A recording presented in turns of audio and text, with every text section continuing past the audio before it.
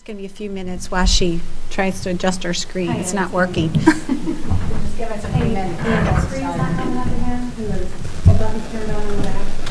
Which source do I need to be on?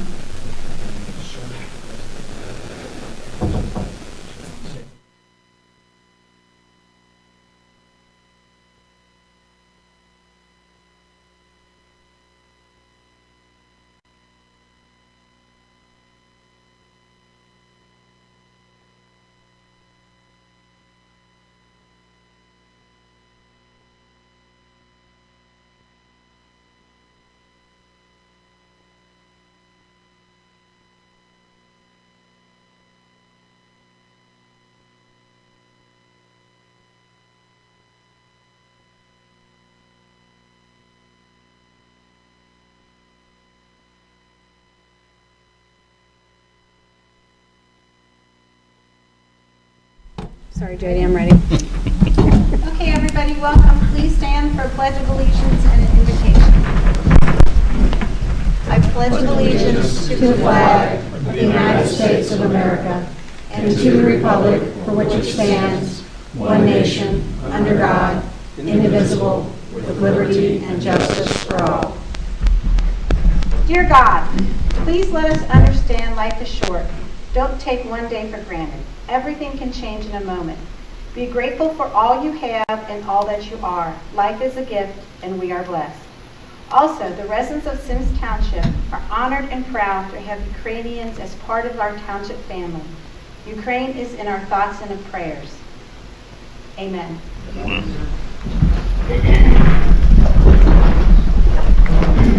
Roll call. Mr. Bryan? Here. Mr. Beck? Here. Ms. Lees? Here. I move approval of the agenda. Second. Roll call. Mr. Beck?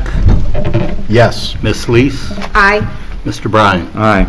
I move approval of minutes, regular meeting from February 1st, 2022, and special meeting on February 8th, 2022. Second. Discussion? Roll call. Ms. Lees? Aye. Mr. Bryan? Abstain. Mr. Beck? Aye. I was This- not here.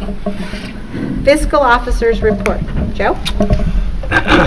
Our HSA account, we replenished it in the past month. It stands now at $28,062.74.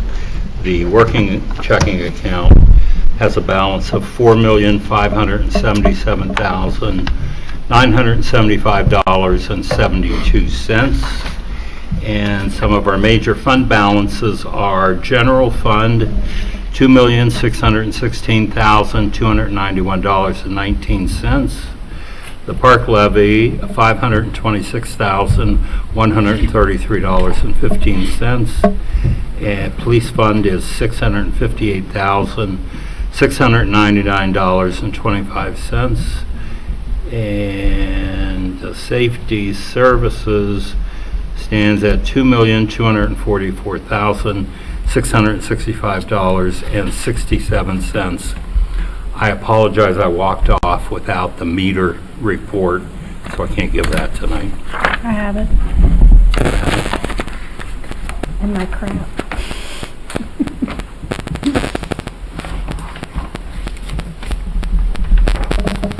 Thank you. As of January 31st, our investment account is $8,170,256.06. That's it. Okay. Bill, Ken, you have anything? No? Okay, we're moving on to presentations. The proclamation for Carolyn Bigham, we will do next month because she was unable to attend. So our next presentation is gas aggregation from Energy Alliance. Rick? Hello. Thanks for having me out. As you said, I'm Rich Serace from Energy Alliances. We have the consultant that has helped the township with both their gas aggregation program and electric aggregation program for many years. The current program is expiring this June, so I'm here today to ask for approval. We'll go through a slide deck, but an approval to give the administrator authority to sign on the township's behalf so that we could take advantage of the commodity markets as they will allow over the next couple weeks. We've had, we're doing this amongst many communities right now, and a lot of the question is why now, when letters would start going out sometime in April.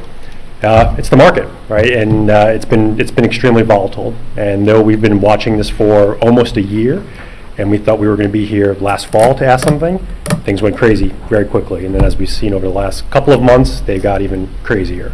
So unfortunately, we've come up to nearly a month before things have to start moving to the next part. But we felt that we got a price that we're comfortable presenting, and as well as something that I think would be beneficial to the residents. So we'll talk a little bit about kind of where we are. Is this on here? Yes. Talk about where we are now, kind of how we got here, and then sort of where we're going. Right? So the current program, as I said, expires this June, and the current price is 0.396 cents per CCF. That doesn't include taxes, so there are obviously taxes through the county, right? And then there is a shopping credit from Duke. So I think the ballpark number all in was roughly 41-ish cents around there. And Constellation, the current supplier. Performance for the first half of this thing wasn't good. So just after we had signed, I remember actually being on spring break with my kids in a hotel in Washington, D.C. When we decided to finally lock in this last one back in March of 19.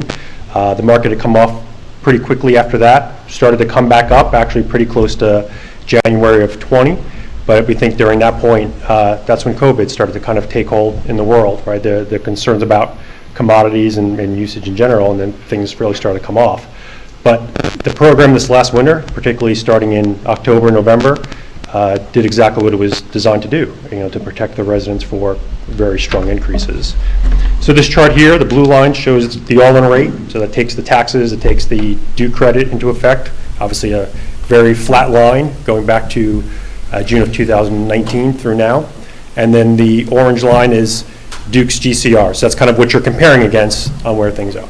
So as I said, things kind of came off into the first half, or I guess the second half of 2019, got very close to the aggregation rate, and then came off very sharply as the initial concerns of COVID had kicked in.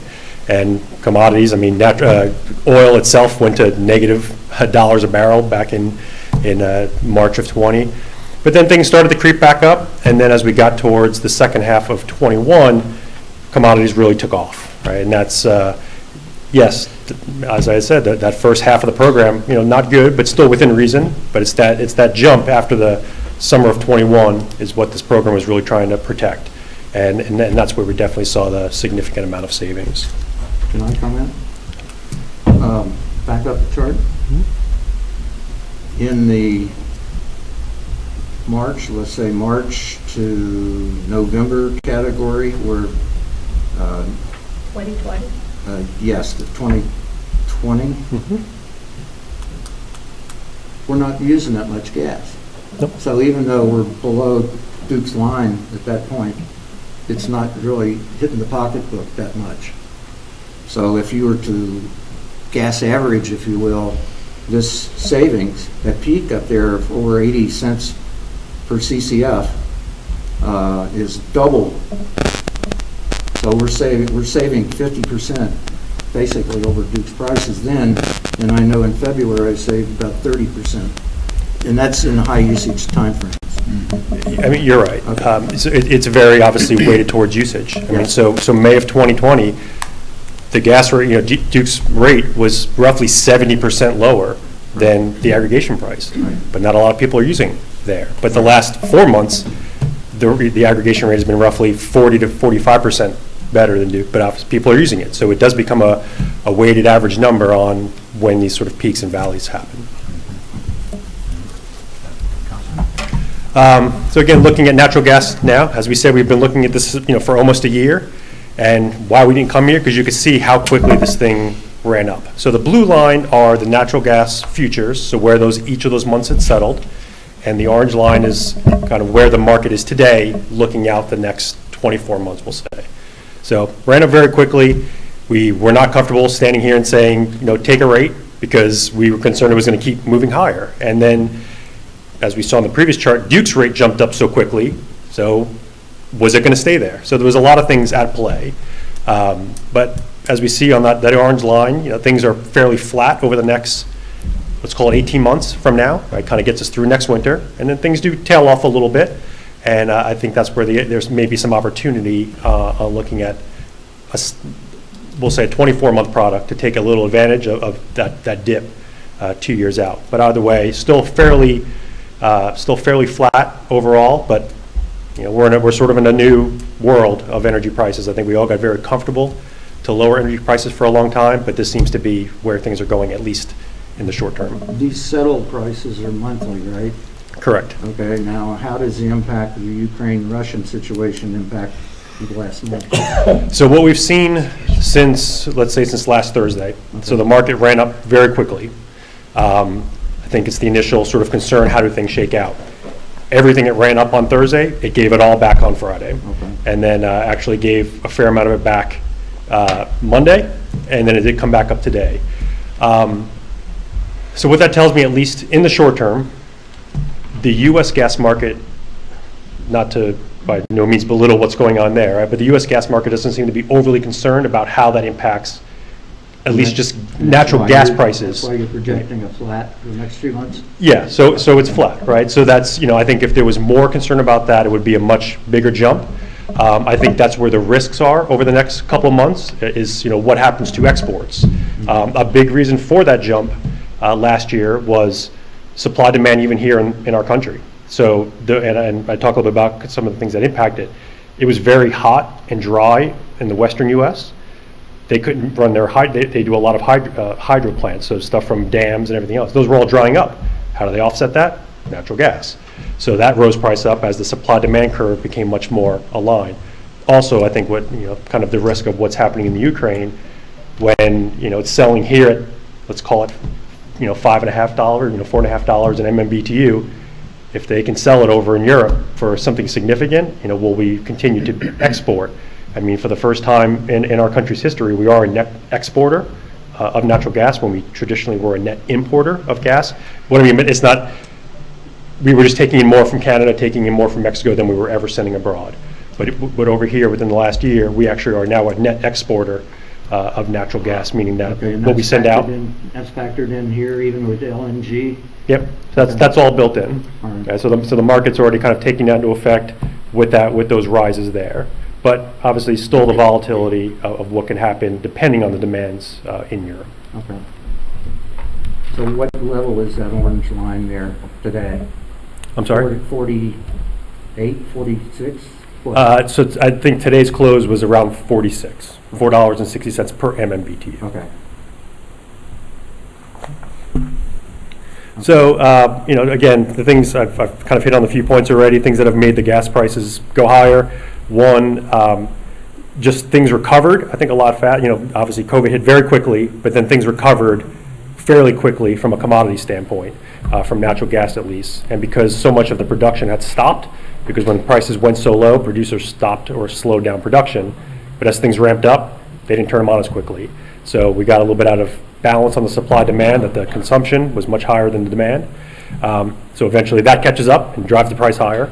As I said, weather, it was extremely cold in places like Texas and Oklahoma last winter. We heard a lot about that. That had issues for production as well, freezing off some of the wells. And then the drought out west, where they had to use more natural gas for generation because some of their local sources just couldn't do it. So again, keeping those things much higher. We're also right now coming out of this winter at the lowest storage level since 2019. So all of these things kind of together continue on that graph where the futures are higher than what they've been in say the last 3 to 4 years when we got comfortable with much lower prices. So putting all that together, we had gone out to market and asked several suppliers for pricing. Right now we're looking at for a 12-month, a 0.62, 24 months, so this would be fixed across the 2 years, 0.56, and then 36-month, 0.54 cents per CCF. Also looked at kind of what does tier pricing look like. So obviously there's no tier pricing for 12 months because it's only 12 months. But for the 24 months, if you wanted to, because it becomes a game of averages, right? You look at the first 12 months at 0.62, second 12 months, 0.51, so that guarantees a lower price in the second year compared to the first, and then the same thing for the 36, sort of a tiered pricing overall. You know us, we're always completely transparent and positive. I put a disclaimer here.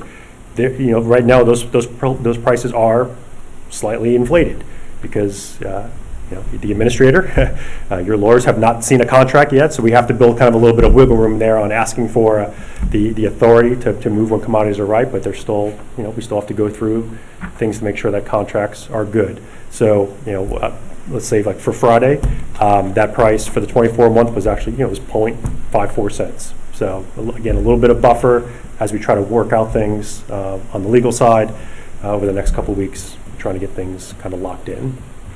Okay. So we say, obviously, that's much higher than the 396 than where we are now, right? But I think we see from the charts, things are much higher. If you come on to the next slide. How does this compare to the current market? Well, if somebody would go out to the Public Utilities Commission of Ohio and look at the current rates being offered, those are the rates being offered. 0.575, 555, and 579. So again, it's not as if we come here and show these higher prices. If somebody wanted to shop with an equivalent product, which is no termination fee, fixed price, no termination fee, no monthly fee, they're seeing rates that are similar, if not higher, than where the current aggregation offers, or at least the pending aggregation offers are. So obviously we wanted to give some context to that, but this is the market now, where it is. So with that, kind of the next steps is obviously asking for authority so that we have some chances to kind of continue to watch the market, continue to negotiate with the suppliers, continue to iron out contracts. I think, as you know from the past, we're trying to group many communities around the greater Cincinnati area to try to get you guys as best of a rate as possible. So trying to do this similar exercise with many other communities could take a little bit of time. So, trying to get this at or below, finalize the contract with the supplier, obviously continue to work with us with getting rates locked in. And just a basic timeline, opt-out letters would go out sometime in April, and any changes on the rate would be reflected on the July bill. Okay, to that point, we can any participant in the Symmes Township gas aggregation program can opt out at any time. Correct. With no penalty. Correct. There is no termination fee. Okay. Yep. So they can come and go as they want. So if they decide, if this thing comes out in April and they don't like that price, they can opt out then, and then they could decide, come winter time, if prices go up, they want to get back in, they can come back in. They can come and go as many times as they want, with no fees at all from the supplier. Okay. So bottom line is you're recommending a 2-year program, not 1 or 3, and you're recommending a 0.54 cents per Yeah. So at or below. Yeah. So the at or below right now for the 5.6, right? Because that was the other, as I said, market did move. 5.6, okay. Yep. So for the 5.6, I was just saying where it was on Friday when we got the final bids back to set these prices. My suggestion is the 24-month. The reason for that, as you see, the 12-month very high. I think the 36-month in this uncertainty is probably a little bit too long, because if things improve, we obviously don't want to sit on a bad rate for too long. So I think the 24-month is a nice compromise between obviously the high prices we're seeing now and then some of the lower prices several months out to get to what seems to be a very fair rate right now. And then also, I probably like the fixed term compared to the tiered, though the tiered is attractive, that you can guarantee that the second year is lower. I'm still not sure I like the 62 cents for the next 12 months. That feels a little bit too much on the high side.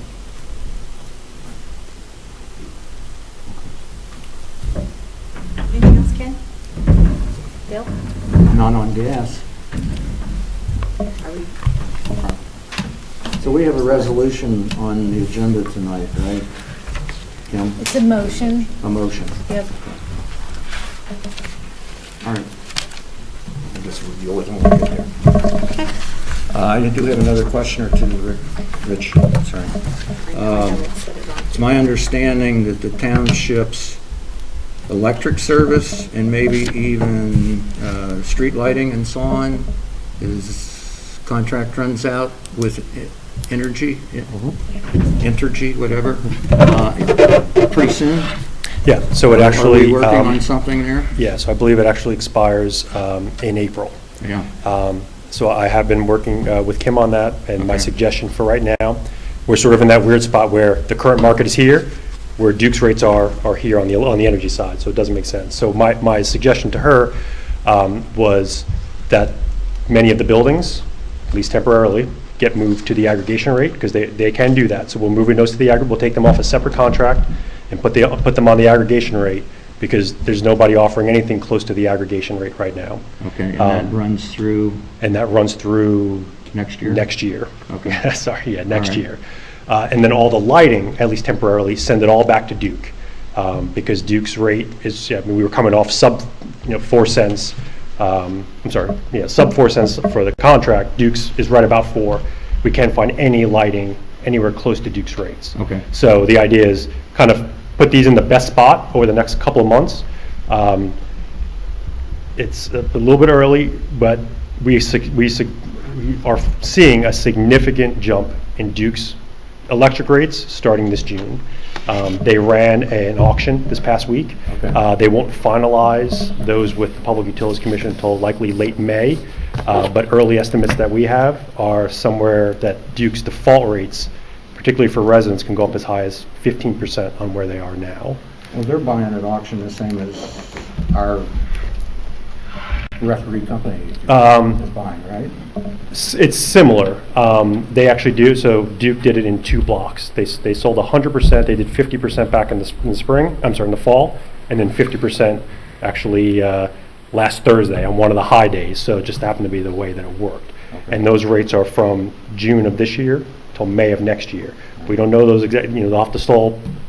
That's for the entire Duke system, and then those get broken out between residential and commercial. I won't belabor this No, but meeting with it. No, but we expect those to go up I'm significantly. encouraged by the fact that you're working ahead right now, knowing that these things are coming up. Yeah, so the plan is we'll put them back to Duke at least through May or June, I see like where those the come out, plan. and then figure out where's the best place for them there. If we can't beat the aggregation, they sit at the aggregation.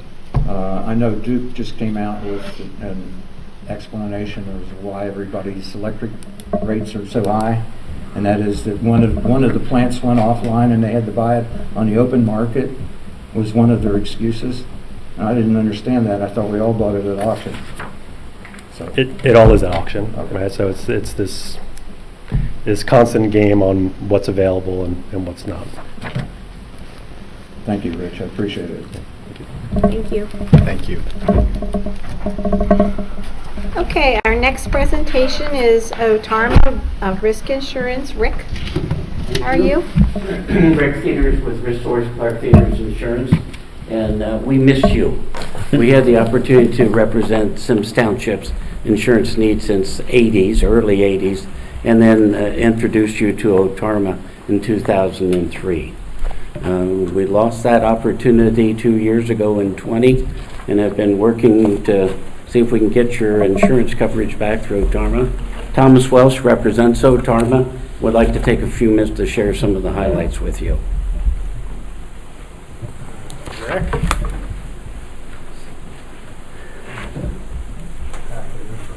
Thank you. Touch on a few highlights in there. Thank you. Thank you. Yes, you. Thanks for the opportunity to speak with you today.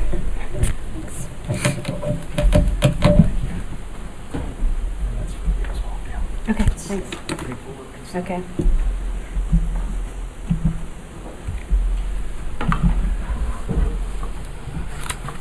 Well, thank you for the opportunity to address the board today. As Rick said, you were members of Otarma from 2003 through 2020. And I think if you look back at that experience, I think it was good. Rates were stable. Claims were taken care of quickly and efficiently, and you had some good risk management services. There, a couple years ago, there was pricing that was out there that you were able to find some cost savings, and you decided to go elsewhere, and we're hoping that we can share with you some highlights here that encourage you to rejoin the program. It is your association's program, the OTA's program, and it's made up of only townships.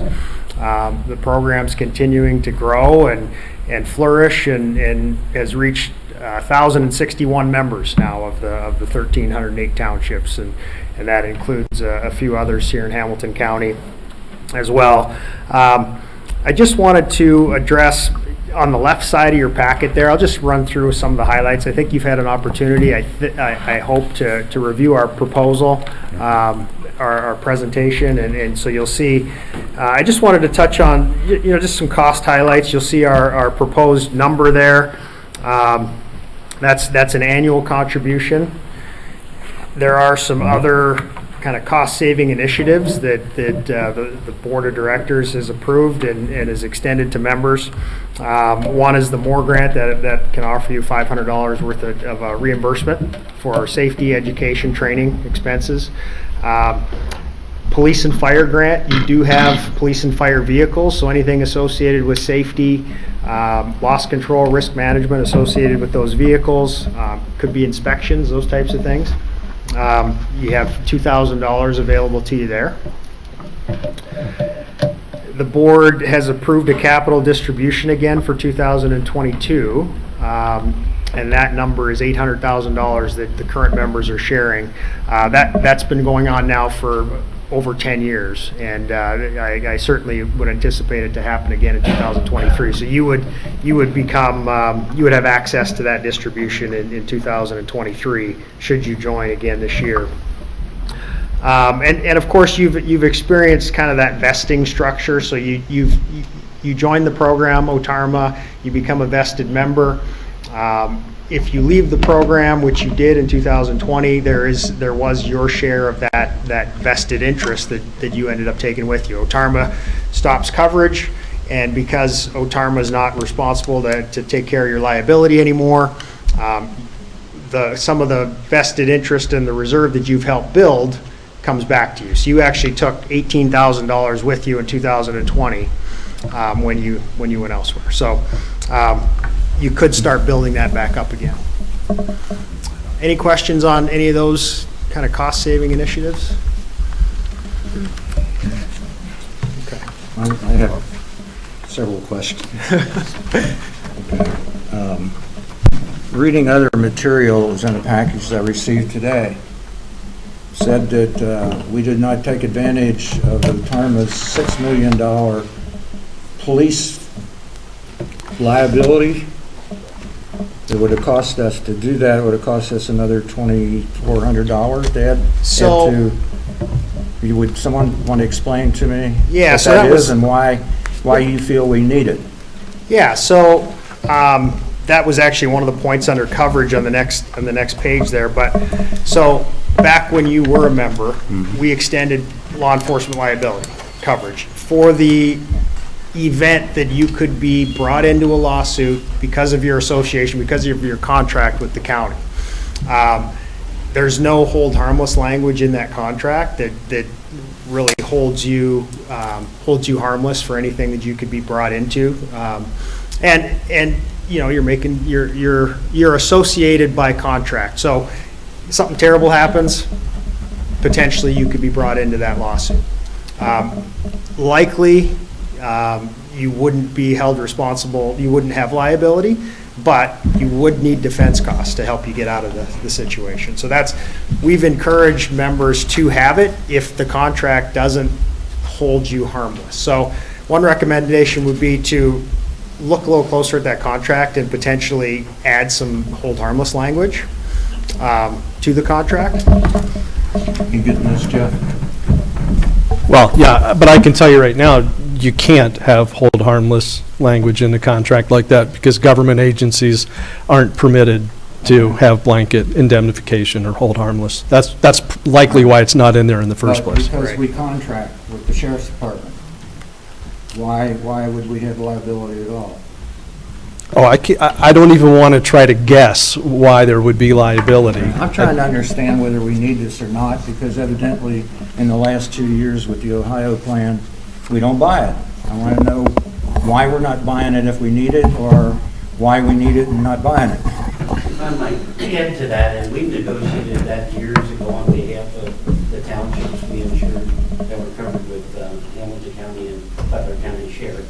And again, that same provision, no hold harmless to you.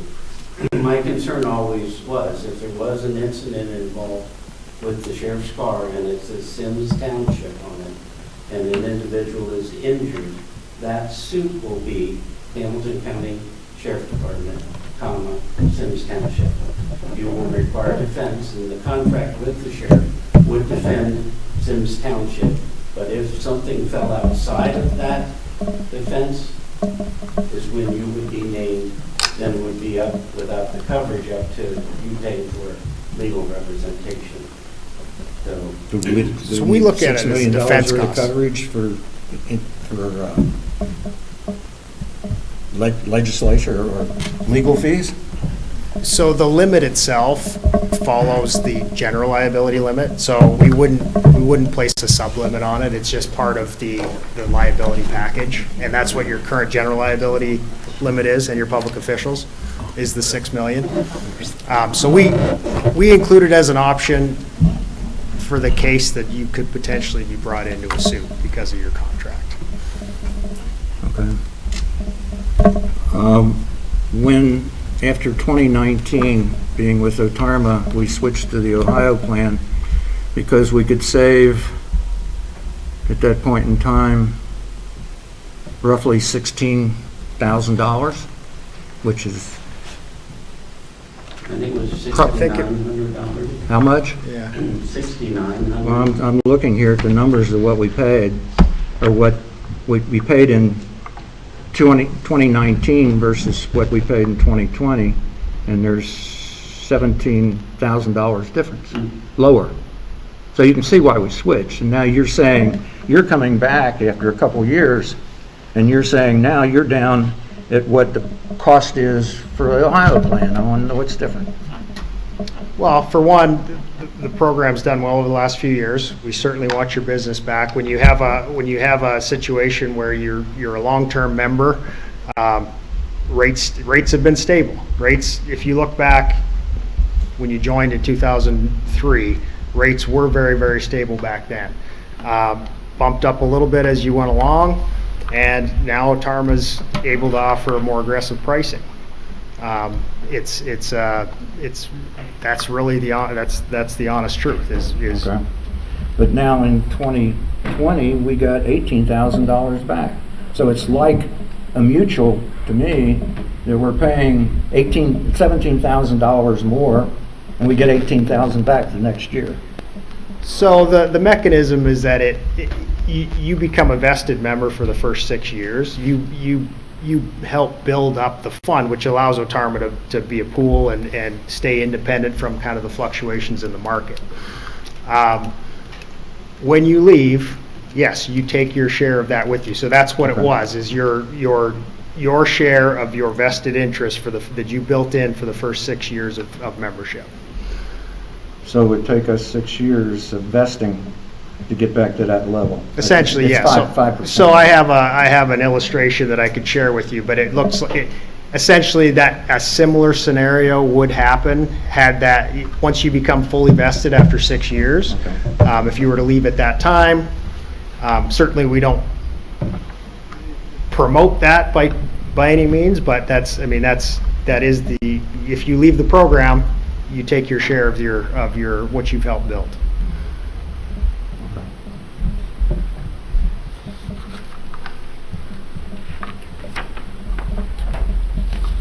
Wanted to touch on a few what we feel are some coverage advantages, just to, Otarma in general. So you have that blanket property coverage. We're at about $17.8 million there. So we did bump up the values by 4% just for inflationary costs. The additional special property, we've increased those values as well. One key differentiating coverage is there is no aggregate limit with Otarma, right? So you have a $6 million per occurrence limit. Right now you have an $8 million aggregate with the Ohio plan. With Otarma, there is no aggregate limit. So you can have a number of $6 million claims throughout one term for a particular line of coverage. We include the cyber coverage, and that's at that $6 million as well, because the limit follows the general liability limit. And then we have the cyber breach first-party coverage that covers your expenses that could incur for a type of breach. Maybe it's credit monitoring that you have to set up, things like that to help repair your systems and things like that. It includes cyber crime as well. So we discussed the law enforcement already. That's certainly an option. We include back wages and employment expense up to $6 million as well for any kind of wrongful termination cases. That's certainly exceeds your limit that you have now. One big one is your guaranteed replacement cost on your emergency vehicles. So you have up to really whatever that vehicle costs to replace new, as opposed to being limited by the max which you have listed on your schedule. So that's what that guaranteed replacement cost is. So if your aerial truck perhaps is in a total loss, you have 1.1 million roughly on it. It could cost 1.3 million. It could cost 1.4 million to replace it. Otarma would be obligated to pay the full amount, as opposed to being limited to that whatever's listed. The crime coverage includes the faithful performance of duty in lieu of bonds as well, and is across the board at that $250,000. And then retroactive coverage is included for the time that you were with Otarma. So we're covering any unknown, unreported losses that could arise when you were with Otarma for the years of 2003 through 2020. Just some value-added services. So obviously you'd be working very locally with RiskSource Clark Theaters. We handle over 1,500 Ohio public entities now. You'd have that loss control risk management through KLA Risk Consulting, who would be available to you anytime and routinely throughout your time with Otarma. We have a dedicated cyber specialist as well. You have access to your resource library and which has a lot of great information in it. And property valuations, you did receive a property valuation in 2018, which was a pretty extensive process, and really was a huge benefit to Otarma members, and so that's something that is part of the program as well. You talked about the property going up roughly 4% and so on. Based on what? Was that the 2018 evaluation, or was that the No, based on inflation 2021? Since then. Okay. So we're using 4% as a inflationary guard for all. From 2021 to 2022? Yes. Okay. Yeah. All right.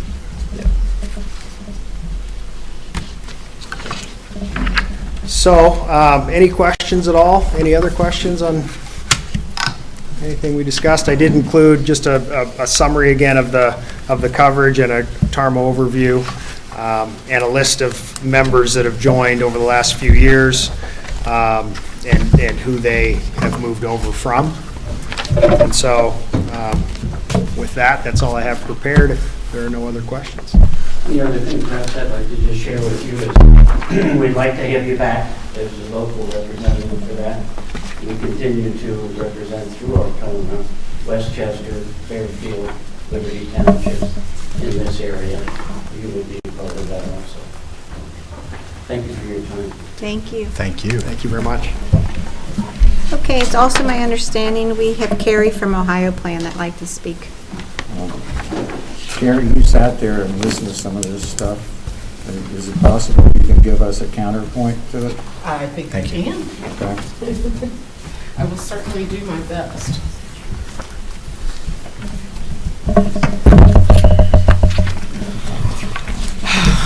It's nice to actually see people for a change. Last year we didn't get to do this in person, so About masks, too. it's nice to see you all.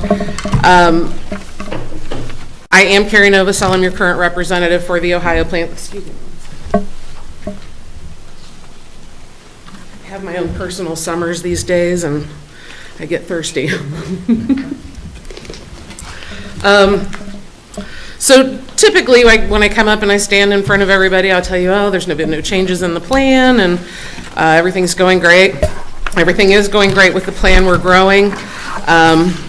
And I am part of a committee of agents that represent the Ohio plan.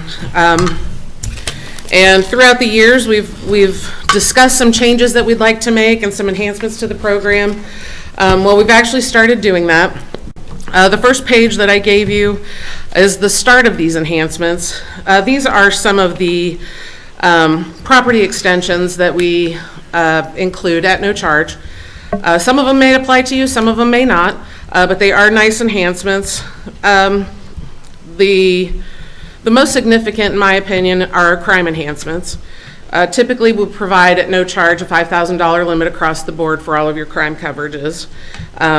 This year, we've increased those pretty significantly to $50,000. You, of course, have the $250,000 employee theft, and we also provide you with the faithful performance and schedule all of you in lieu of bond. So those limits have increased significantly for you, other than the employee theft, from $10,000 up to $50,000. One of the biggest enhancements that I'm really excited about, I think you will be excited as well, sir. We are providing replacement cost coverage on police vehicles that are 5 years or newer. To my knowledge and all of my 35-year career in insurance, nobody has ever offered replacement cost on police vehicles. So that's effective March 1st. You know what a deer strike can do, and you know what we've had have some many situations with deer alone. Not talking about the chases and all of the pursuits and things like that can wreak havoc on police vehicles. So we're really excited about that. It's an optional coverage. It is an additional charge, so if it's something that you're interested in, I had no idea how many police vehicles Symmes Township had until I pulled up today. So if it's an option that you want to take, you can add them gradually. You can, if you want to do a few a year, we can do that for you. But I think it's a great option to take advantage of. Those aren't all Symmes. Yeah, they're for Sycamore too. Sycamore and Symmes. Oh, are they? Yeah. Okay. I think we have 8, right? We have 9. Yeah. 8 or 9. It's still a great option for sure. I get You the. said additional cost. It is. It's minimal, and we can quote those for you. It takes no time to get a quote back, so we can do that. The second page is just a couple side-by-sides or a couple of noteworthy differences between the plan. The biggest one is the claims paid versus occurrence form. As you know, when you leave Otarma, if you have any unreported claims, you take those with you. So if something were to come up when you were from the time that you were with Otarma, you have no coverage through them. The Ohio plan has provided you prior acts coverage from 2003 through 2000, well, until you join the plan. So if you were to leave today and something were to come up from a year ago, the Ohio plan would still have your back, even if you still weren't a member. What else? Mr. Welsh mentioned the no aggregate. That's never been an issue for the Ohio plan. We've never had a shortage of coverage. In fact, the highest claim that we've ever paid out is $1.9 million. So you have a $6 million occurrence limit and an $8 million aggregate. So that no aggregate situation has never been a problem for us. Does that make sense? Yeah, I'm a little fuzzy too. What's that? I'm a little fuzzy on what you just said. So you have a $6 million occurrence limit, which means the plan is going to pay $6 million for any one occurrence. For any one occurrence. $8 million is the most they'll pay through the policy term. So you could have, 3 million occurrences or 2 billion occurrences. Anything that adds up to that 8 million. 8's the maximum we're going to pay out per line. So each line of liability, your general, your employee benefits, all of that, each one has their own separate $6 million occurrence, $8 million aggregate. Does that make more sense? Yes. Okay. The cyber liability. You also have cyber through your Ohio plan policy. Ours is first and third as well. The trigger for our coverage is the breach. As soon as you recognize that you've been breached in any way, we get going on it. We also have cyber specialists through our reinsurance carrier who provides the coverage for us. If I'm not mistaken, the trigger with OTARMA is an actual injury. So someone would actually have to prove that they were injured by a breach through the township before their coverage would kick in. That's pretty significant. The next page, Mr. Welsh kind of covered this on the prior acts. He said OTARMA is agreeing to go back to 2003 to pick up any unreported claims. That's good to hear. I've never heard of a carrier going back after 2 years retroactively providing prior acts coverage, so that's a great benefit to you. I had a different thought on that, so I'm glad that they are picking that up for you. So that's why that page is included. The next page is actually a revised premium summary. The Ohio plan is honestly taking a rate increase. Every member is receiving an increase this year. It's just the way that the market is going. I was actually able to talk to underwriting, and because of your risk management practices and your loss ratio, was able to talk them out of the rate increase this year. And in doing so, and I'm sorry to say this, they actually encountered a rating error as well, which worked out in your benefit. So this is the adjusted premium from the original premium that you received. 61,789, Yes, sir. as opposed to the 64,221. Correct.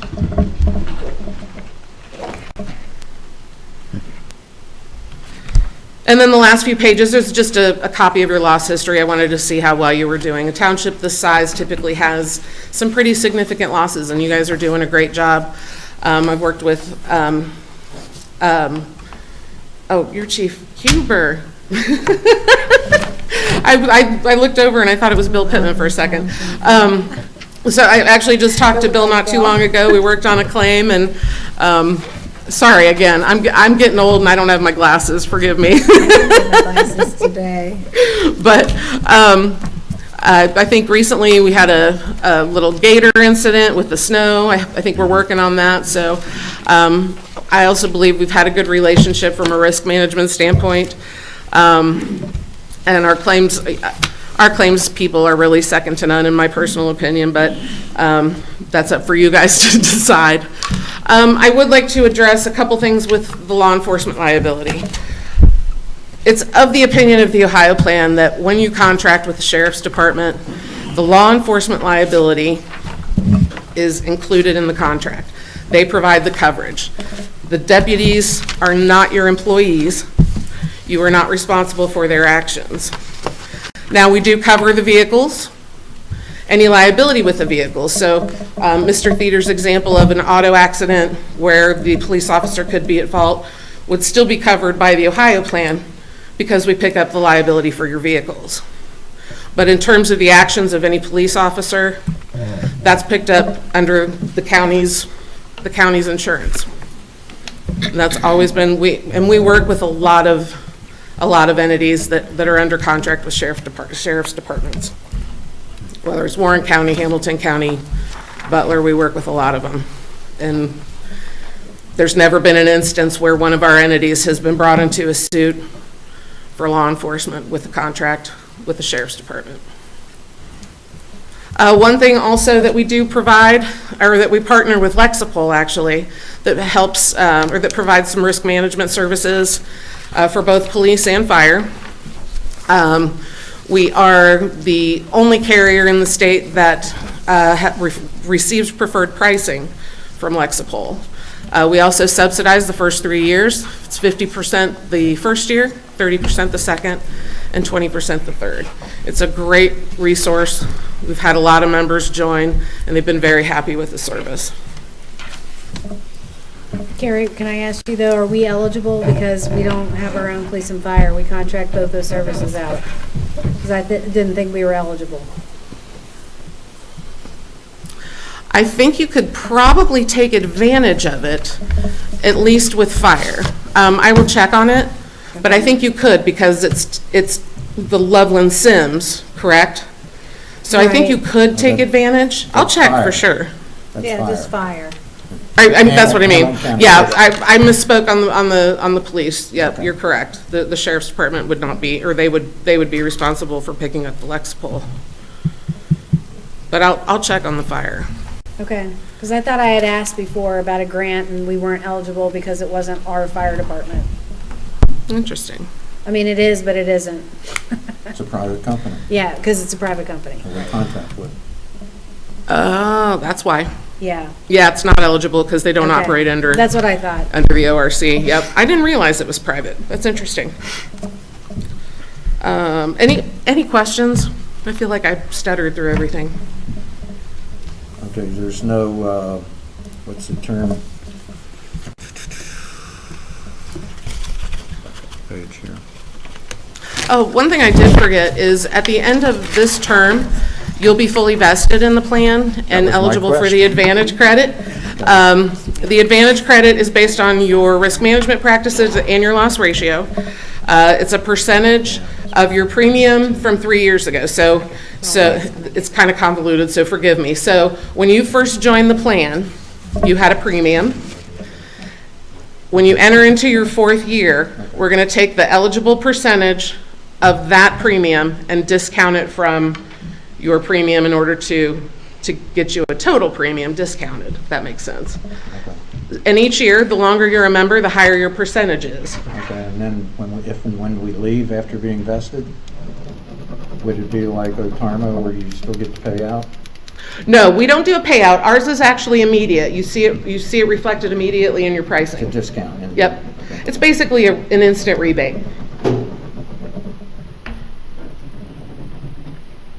So you stand to reduce your premium at the beginning of your 2023 term, several $1,000s.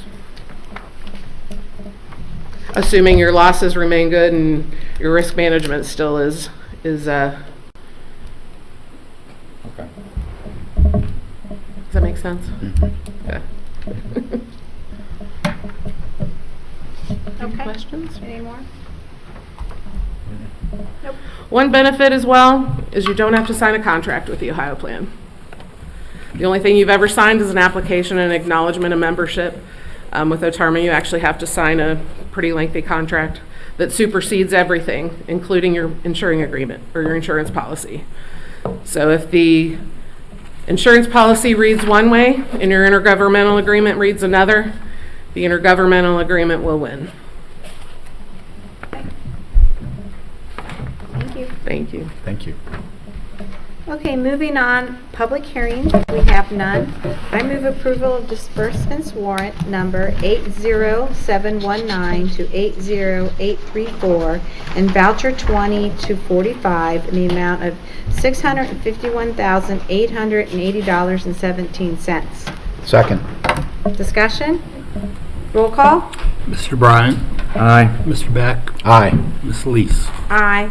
Reports, Law Director? Thank you. No report tonight. Police? I just wanted to briefly discuss, you're going to be seeing new reports starting for January coming from us. In the past, what you've gotten is strictly, essentially raw data spreadsheets that was compiled by our Bureau of Records. And now that we've moved into and initiated our new intelligence unit, you're going to be getting crime analyst intelligence reports. And these are basically the public version of what are given to our officers to analyze what is exactly going on in the townships and how we can direct our patrols. There are a number of crime analysts assigned to the intelligence unit. One is specifically assigned to Symmes, our district, and Anderson Township. So Jillian Desmond, she has a doctorate from the University of Cincinnati, and she is constantly analyzing your data and preparing these reports. So they will look a little different going forward, and I'm going to hit it quickly tonight because next week or next month they will be here to give kind of a further discussion on what they're doing. But what we're trying to do is, instead of that raw data tells us some things, but it doesn't tell us everything that's going on. They look for trends, hot spots, problem areas, and what's going on, and we use that to kind of tell the guys this, where you need to be, when you need to be, what exactly is going on. And kind of an example of this, I don't know if you got into the January report, We had 2 auto thefts in Symmes Township in January, which is a little out of the ordinary for a winter month. Well, when Jillian looked into those, one of them was a rental car that wasn't returned, and the other was a trailer that was stolen. So we didn't really have 2 auto thefts. Those are classified as auto thefts, in counts, but it really didn't pose, we didn't have a problem that we needed to send guys out, and make quick judgments or change how we're operating. So that'll be how we're going to move or operate moving forward. And like I said, I'm happy to answer any questions about them. Your February report will start to look a little different because there are going to be some maps that'll be built in that now our systems now speak, Chief. So we'll be able to create crime. It'll be maps of calls for service and crime versus what our guys' self-initiated activity on the officer's part, and 2 separate maps, which really should kind of overlay. And Jillian will speak to that a little bit next month, but that's why things are looking a little different. Look forward to seeing them. Fire? Thank you, Board. I wanted to report on a few items, one being that the safety camp for Symmes Township is full. Registration's already full, so we're opening up a second, for the residents, a second session of that. So we're able to take another 75 children on the second session. So that's up, it's been out on the township's website, and it'll be held at Home of the Brave Park and/or across here at Seven Gables. We're still trying to determine the logistics of that to make sure that we can safely move the children in both locations. So right now, we're still over here at Seven Gables. I'd also like to provide the trustees with the annual med account for EMS billing. We're pleased this year. Thank you. We're pleased this year that revenue is up roughly 25%, including the revenue for. I have another one here. Okay, I'm sorry. Including the revenue for Here, the. you can give him I mine. can give The it back. Attorney General's office. Revenue up about $32,000 over the previous year, which is good. During COVID, runs were down a little bit, and so we look to see this year runs are spiking dramatically the first 2 months out of the year. So you could probably look to see EMS revenue again this year, as well as the ability to receive a higher rate of return on the billing. That's up about, not much, but it's up about $28, I think, per run, as far as that's concerned, which obviously is something that will help because of your fuel costs are going up exponentially along with that. And as well as the Attorney General. So all of your reports have been turned into the Attorney General. If anybody doesn't remember what that's about, the Attorney General collects any back bills that are due to the township for any runs that are not residents of the township. So if you are not a resident of the township and the township bills you, and you don't pay that, then that goes to the Attorney General's office for collection. And the Attorney General's office will hold your tax return from the state of Ohio, if you have one, until you pay the township. And so that's an offer, that's something that the Attorney General's offered when Mike DeWine was the Attorney General. He started that program, and so that's been going very well for us. So they basically have 24 months to pay, and or they get sent to the Attorney General's office for that. So the revenue is up for those. Okay, is the Attorney General's fee out of the total, or is it a On top. charge? On top, the patient Okay, pays all right. their fee on that. All right, thank you. Also, the vehicle that we had, the district car, we sold that on Gov Deals, and we're pleased to let you know that it's sold on Gov Deals for $15,533.75. The trustees bought that vehicle for $30,000 and some change 10 years ago. So with a blown engine and it was just the chassis, we were very pleased that we were able to get that on that vehicle. So it's not often that you'll get that on a vehicle like that. So Gov Deals turned out really good for that, and that check has been turned over and the information has been turned over to the administrator from Gov Deals. Just to remind you that the health seminar, firefighter health and safety seminar is again on March the 7th here at the Marriott. Any of the trustees that would like to stop in that day, it's a full day. Please do so. You're welcome to attend. We have lunch as well. The young lady who left, I'm not familiar with her. I'm assuming she's the insurance carrier, right? I just want to let you know she had mentioned Lexapol.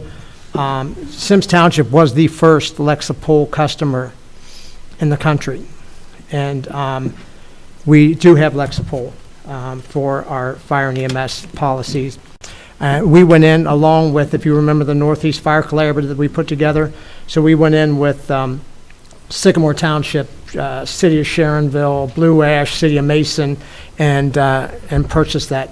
And also the policies are written by one of the Symmes Township deputy chiefs. So we're very familiar with Lexapol. And so we did get that discount that we were unable to get through the township. We got that discount and that group pricing with the rest of the communities with us. The other thing that the trustees and the lieutenant had mentioned it, you had asked us to provide monthly reports on the new CAD system. And so I have those for you. So those are, and we can, I don't want to use the word manipulate, but I will, we can manipulate any reporting out of the new CAD that you would want out of that, from everything from call processing time to any times that you would want and any of that.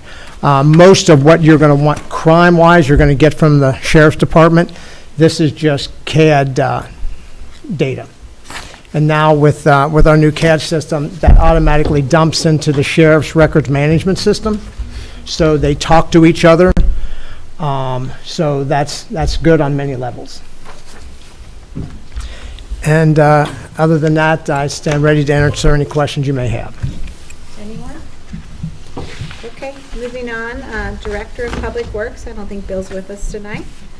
Committees, the Finance Committee met on February 23rd, 2022. Would you want to make any comment on that, Joe, or? They voted on changes to the bylaws of the Finance and Audit Committee, kind of bringing it up to date, nothing dramatic. And that has to be approved by the trustees before it goes into effect. Do we have it on the agenda tonight? Yes. Yeah, Yes. okay. All right. Anything else? Other? No? Okay, hearing from residents. If anybody would like to come up and speak, just give your name and your address, and we're happy to hear from you. Hi, Hello. my name's Mark Wiley. This is my counterpart, Fred Russell. We are representing the historic castle, and we're here to make a donation to the fire, police, and to the Storytime Fund. Oh, that's awful nice. So we'd like to give you guys a check. Thank you. That's That's possible. very nice. So who would I give it to? Kim? Or The money man. Oh, he's the money man. I'll take it. Thank you very much. Thank you very All the much. hard work you guys are doing. Thank you. Thank So you we'll very buy some much. stories, Yes. and we'll put a little blurb that you guys donated it. And do you want to send us something about the castle? I'm sure it's on the website. We can pull it off of the castle. We can send you. Yeah, we'll send you. Okay, that would be We'll send you awesome. up a little booklet that Harry wrote about the castle. Okay. We'll bring you 5, maybe 5 or 6 of them. Sure. Did Thanks, you guys. did you guys tell me the breakdown like I asked you?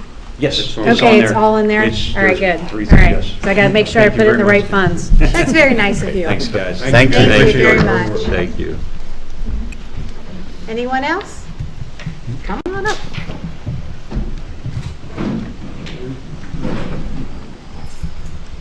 I had sent an email to the trustees, but I don't know if you get time to read it, so. Yes. Thank you. I only have. Thank you. None of Kim has We one can also. share. Thank you. This is your reference. My name is Kerry Kane. I live at 10120 Meadow Knoll. A couple of points I wanted to ask about. I know that in the special trustee meeting last month, you were going to do a short-term rental thing to try to get some control over that. And how House Bill 563 is trying to keep you from doing that. So House Bill 563 has been introduced to the House. It's in committee right now, and it's really, in my mind, supported by the Chamber of Commerce, who's representing business owners who are starting to find out that local municipalities and townships want to have some control over short-term rentals. So they're lobbying to, and there's been about 28 Republican representatives that have signed on as co-sponsors for this bill. I sent emails to all 99 in the state. But I don't know if there's any lobbying entities that you trustees belong to as a trustee organization where you can lobby, say, you know, we want to maintain control of this locally and not have the state overriding it with laws that prohibit us from limiting short-term things. I don't know if there's any groups that as a trustee organization you can lobby the legislatures and say, here, this is an issue that we're concerned about, and we don't want to be controlled by a change in law that's going to just have one perspective. Yes. And another question is, if House Bill 563 is passed, would that negate any existing restrictions on short-term rentals? So you got your short-term rental thing, you're able to go through the process and get it in place next week, or, you know, I'm just making that up. But so you could do that quickly in a 2-week period, and it takes them a month to get this House Bill 563 done. Would that override your bill or just prevent you from creating new bills? It's hard to answer that exactly because we don't know what the final language of the state law will be. We know it's been introduced. I mentioned to somebody before the meeting, those bills almost always get modified through the course of through committees. So it will be difficult. It's hard to answer that. Although I will say, and it probably you won't like to hear it, but townships only derive their authority to do things like this by state law. If the state law changes and says we no longer have the authority to do it, it would probably potentially wipe out anything that we had done. Okay. And I can tell you, we have introduced, we've initiated that amendment. We have a very specific statutory procedure we have to follow of various meetings and public hearings before it comes back to this board and we're going to follow that exactly the way we have to. We'll, without any undue delay, but we will do it as fast as we can, but we can only do what the state law allows us to do. And our process, I will tell you, is, even though many will think it's a long process, that process is much shorter than what it will likely take for this bill to make it through various committees and then also go to the Senate and go through their committees. So we'll probably be finished first, but then it will just completely depend on what the final language of the state law says, if it changes our authority or not. Okay. And as a kind of a thought for maybe a plan B if the short-term rental thing gets shot down, in reading through some of the law, part of what they're stating in the 563 thing is they got section 5321.01 is landlord and tenant definitions, and that's, I highlighted on the copies I gave you. Item number C, it defines residential premises as a dwelling unit for residential use and occupancy and a structure of which it is a part, facilities, appurtenances to it, blah, blah, blah. Residential premises includes a dwelling unit that is owned and operated by a college or university. Residential premises does not include the following things. And then there's a list of 9 things which it does not include. And on item number 3 of that, it lists tourist homes, hotels, motels, RV parks, recreation camps, etc. And in the change, the law they're trying to, 563, they're inserting short-term rentals into that item number 3. So it would seem like as a township we just say, okay, if it's not defined by law in section 532-101 as a residential premises, then it's not allowed in any area in the township that's zoned as single-family residences. I mean, that would seem like a, and then that doesn't even address short-term rentals. It just says because it's not deemed a residential premises. Right, I hear you, and again, it's going to depend, our ability to do that is going to depend on what this state law, if Right. it's even passed, what authority it grants us. I'll give you this copy. I have it. Oh, okay. Yeah, I have it, and what you're talking about is, But the current definition, the current law defines residential premises excludes tourist homes, hotels, motels, RV parks. right, So if this law 563 never even comes to pass, instead of addressing just a short-term rental situation, maybe in addition to that, we should also address the fact that, gee, if it's not defined as a residential premises by state law, then it's not allowed in a Yep. single-family residence zoned area. I understand what you're saying. And then I we're think covered that- on I two think sides. this board has said that they're committed to doing everything they can within Right. their authority. Oh, I'm not And if just- that works, I can tell you what this statute is about is landlord-tenant law. This is just about what kind of property landlord-tenant law applies to.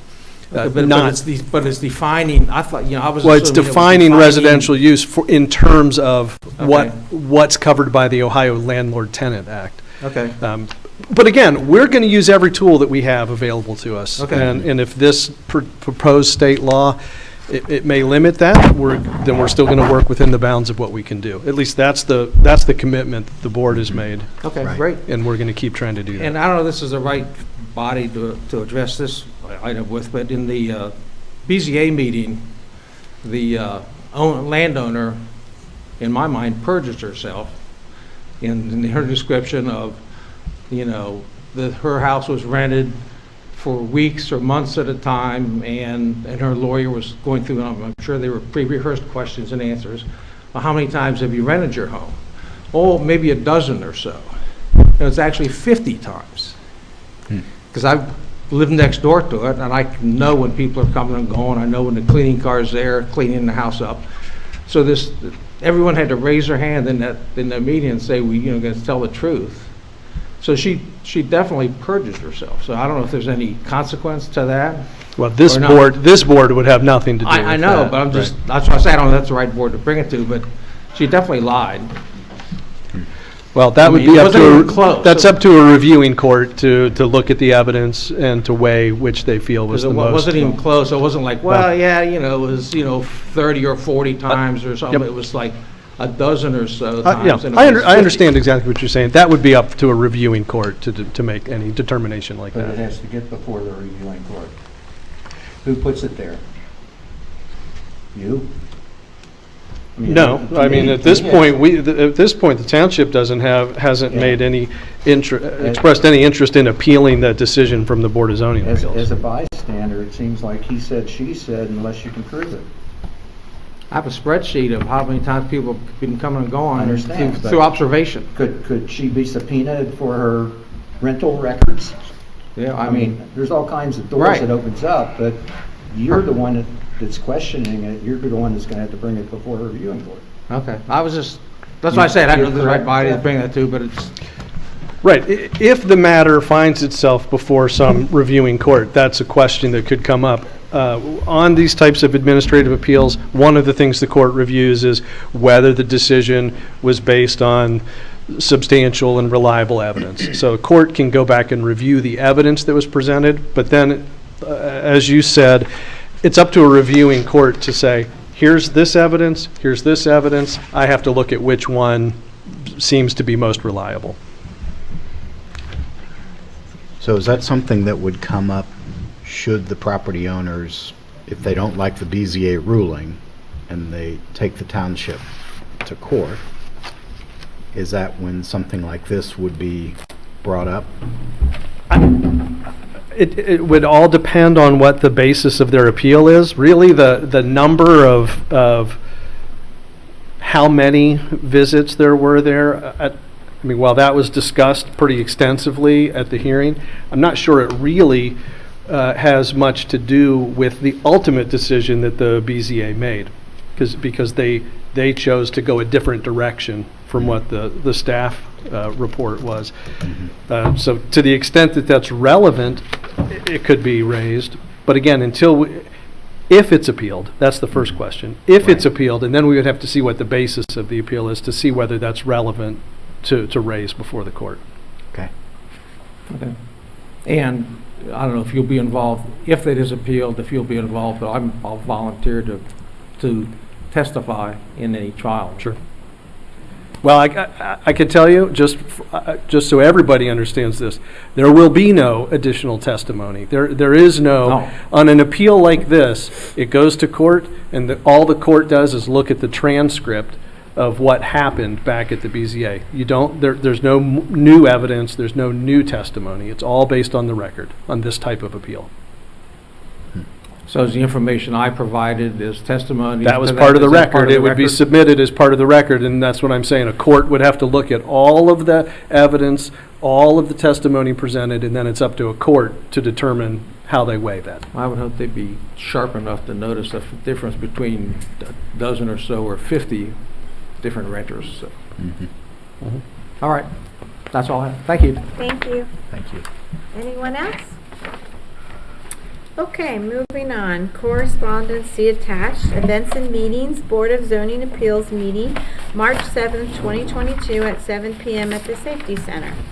Zoning Commission meeting, Wednesday, March 16th, 2022 at 7 p.m. at the Safety Center. Board of Zoning Appeal meeting, Monday, April 4th, 2022 at 7 p.m. at the Safety Center. Regular trustees meeting would be Tuesday, April the 5th at 7 p.m. at the Safety Center. Thank God this is back. The Great Easter Egg Hunt, Sunday, April 9th, 2022 at 11:30 at Home of the Brave. Very excited. Old business, we have none, so we're moving to new business. I move to authorize the Township Administrator to enter into a natural gas aggregation agreement with natural gas supplier recommended by Energy Alliance Incorporated, the community energy aggregation consultant. Do you want me to, I guess we have to determine if we're doing 24 months or 12. How do you want me to do that? Yeah, I think Rich is recommending that we do 24. At what rate? 56. 56. The 24 is the 62. Not to exceed. 62. I'm sorry. 52. The 12 was the 62 cents. 24 was the 56. 56. 56. Okay, so we're going to do a price not to exceed 56 per CCF for a term not to exceed 24 months commencing in June 2022. It's .56, isn't it? Correct. Yeah. Okay. Yeah. Do you have a second? Second. Do we have a discussion? Okay, roll call. Mr. Beck, Aye. Ms. Lees, Aye. Mr. Bryan. Aye. Question, Rich. This is buying us time, right? So we're still going to watch the market, and if we can get better rate, you're going to inform us. But right now, we're saying not to exceed. Correct. So obviously, you don't meet again for a month. So this is obviously giving authority to the administrator, again, to work at timing for the market, Yes. contracts, everything, so that we can take advantage when the time is right, and not to come back to you and ask to do a specific price. At least now you know what the ceiling is. That's the Okay. intent of this. Okay, roll call. Ms. Lees, Aye. I thought we did a roll call. Mr. Did we Bryan. do a roll call? Oh, we did. He Yeah, we just had a did. question. Okay, sorry, that was my mistake. Because he asked a question. I move to approve a Trex transfer of a liquor license from Columbus, Ohio for the First Watch Restaurant at 11301 Montgomery Road, Cincinnati, Ohio, 45249. Second. Discussion? Roll call? Ms. Lees, Aye. Mr. Bryan, Aye. Mr. Beck. Aye. I move to set a public hearing date for the board to review a zone change application received to change the zoning from A residential to O planned residential The applicant plans to construct an 80-unit apartment complex and 3-story building at a 2,000 square foot storage building on the property with associated surface parking and 1 new access point from Schneider Road. The subject of the property is located at 11720 Snyder Road on the east side of Snyder, north of 71 and south of 5 Season Country Club, parcel number 620-0203-0045. Second. Discussion? When are we setting the I'm public sorry. hearing date? It'll be April 5th at our next trustees meeting. Okay. Okay, it's, our April trustee, 5th. at 7 o'clock, we're not doing, or like at 6 o'clock, it's. Yeah, it would be like 7:05. Okay, Yeah. all right. April 5th. Roll call? Mr. Bryant, Aye. Mr. Beck, Aye. Ms. Lees, Aye. I move to accept $3,000 donation for Energy Alliance for 2022 yoga program. Second. Oh, Ken's got it. Discussion? Just want to say thank you, and all the residents, they love yoga, so it's exciting to continue. Roll call? Thank you. Mr. Beck, Aye. Ms. Lees, Aye. Mr. Bryant, Aye. I move approval of Resolution 2022-26, resolution certifying township highway mileage for 2021. Second. Discussion? Roll call? Ms. Lees, Aye. Mr. Bryant, Aye. Mr. Beck, Aye. I move approval of Resolution 2022-2027, resolution authorizing the township administrator to purchase a dump truck for the road department from Rush Truck Center in the amount not to exceed $84,512.56. Second. Discussion? Roll call? Mr. Bryant, Aye. Mr. Beck, Aye. Ms. Lees, Aye. I move approval of Resolution G 2022-28, resolution authorizing the Township Administrator to sign a community event license agreement with the Amazing Race Charity Board, the Amazing Race on June 18th, 2022. Second. Sorry. Discussion. Amazing Race, that's what goes through Loveland, right? And they're coming through us this year? Is Yeah, that- they'll be going through Loveland and through Symmes Township. Okay. So they believe that this is probably going to be their final race. Oh, man, that was always fun. Okay. Yep, so they're proposing to use all 3 of our parks in different shapes and forms. In Symmes Park, they want to use our sled hill for an event, I guess it's for Donkey Kong or something, some kind of game where they things get thrown at them as they're trying to come up the hill. They want that's to fun. use the path going to the sledding hill and then going down to the bottom or coming up to the top and coming around whichever shelter they decide to come through. And then running across the street into Home of the Brave, and then possibly running all the way to the back to the pond and using some kind of boat to go across the pond, hit the other side, and then run all the way over to Mead Park and possibly do some kind of activity near the sunflower field, and then run back to Symmes and grab their bikes, and then off they go.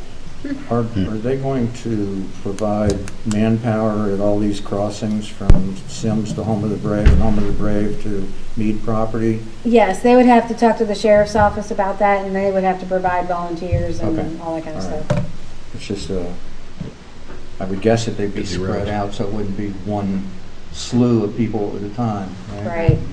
Right. It starts at 8 o'clock, and he said that people wouldn't start coming to our part until about 9, and it would trickle kind of through until about noon, and then it would probably be over. All right, as long as that's in the license agreement, it's fine. Right. And then one thing they are asking for, I told them that we have a new fee. They're asking that it be waived.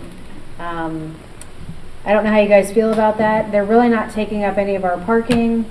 It's basically they're just going to come in, dump their bikes, run through the park. They're not going to they're not going to be really near any of the shelters to affect that.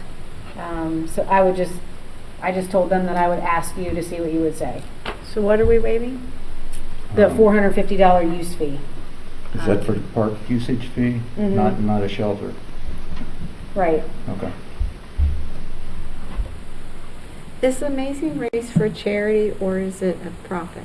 It's for charity, so they collect all the money and then they give it away to charity. Okay. Well, after they pay all their expenses, but Are they some LLC, not LLC, but 401. 401c3 or something? 501c3, probably.